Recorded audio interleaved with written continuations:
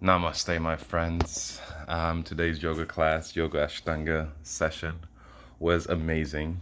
Again, as usual, yoga is always freaking amazing, and that's one of the beauties of yoga is depending on what you put in, depending on how you work, with the right amount of work, with the right effort, with the right mindset, with the right understanding.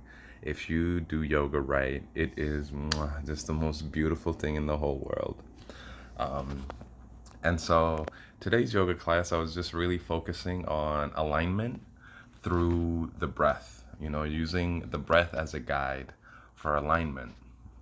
And so what this means is like when I first started the series in the beginning of the session, I was building on yesterday's topic of exhaling ab lock and trying to equalize the pressure that is felt at the beginning of the exhale when the lungs are full, and trying to bring that same intensity towards the end of the breath when there is not as much oxygen in the lungs and it's running out and the pressure decreases, and so you contribute the push muscular push of contracting to create that extra pressure towards the end of the breath so that it's equal to the pressure of the breath at the beginning.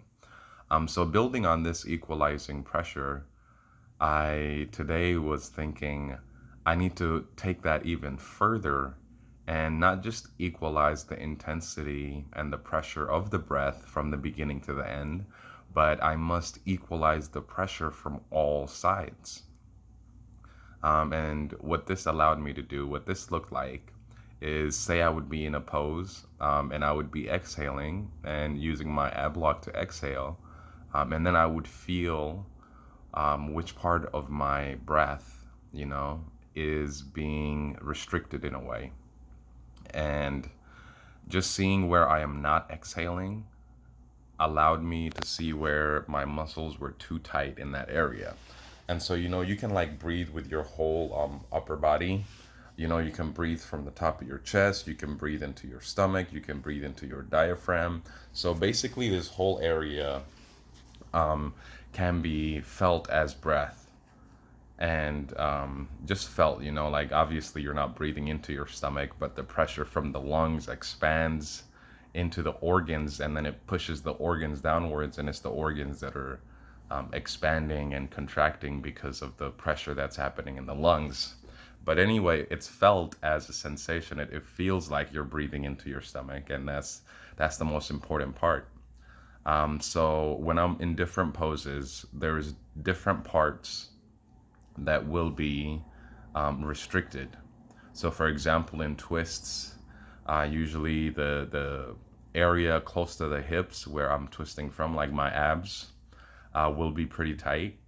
And so in the exhales while I'm in twists, I would try to move my body alignment, move the way I'm twisting, go this way and that way, and try to bring more pressure to that breath so that it's not stifled, If you're just unconsciously being a twist, it's my breath automatically just goes to breathing up top because like the bottom is being twisted. So I try to rotate my body. I try to find the alignment which allows some breath to go into the bottom. And similarly for like forward folds, it's like again that like ab area where you're bending from the hips needs more pressure, and so you like make adjustments in order to bring more breath into that part that's locked. Same for like sideways when I'm in like warrior two or warrior one. I will see where in my upper body the breath isn't happening, and then I will make adjustments to try and incorporate that. Lean forward, lean back, lean this way, that way, and just make the necessary adjustments so that the pressure from your whole upper body is equal as you are exhaling and inhaling. You want to be exhaling from all corners, all sides, from the shoulders this way in, that way in, from the back in, front to the back, side to in, like just all the directions that the breath comes from. And then since this is your diaphragm and it's like the root of the breath, like everything should be contracting towards that point and expanding from that point. And then when you do this perfectly in poses, you'll be able to inhale and exhale fully with your whole upper body without any blockages.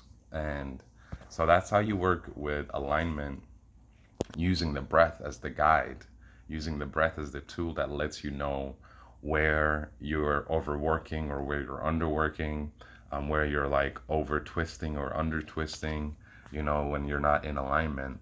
And then you just use that to work to create good, perfect alignment and harmony, and using yourself as a guide.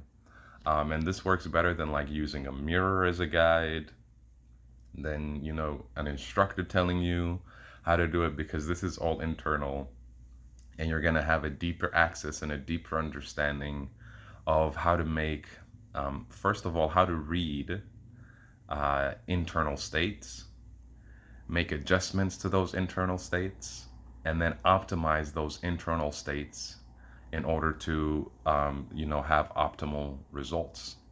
And then this will be applied in other areas of life, where you're able to be in tune, right, with the flow of things, and be able to, from your intuition, from your sensing, not thinking, just from your understanding of your intuitive wisdom, you'll be able to make adjustments, and things will become much better aligned in your body and in your life, because you are building the skills to create alignment from an internal place and from a conscious place, and a place where you are analyzing, collecting data, and then making decisions on how to change those data and how to change the analysis.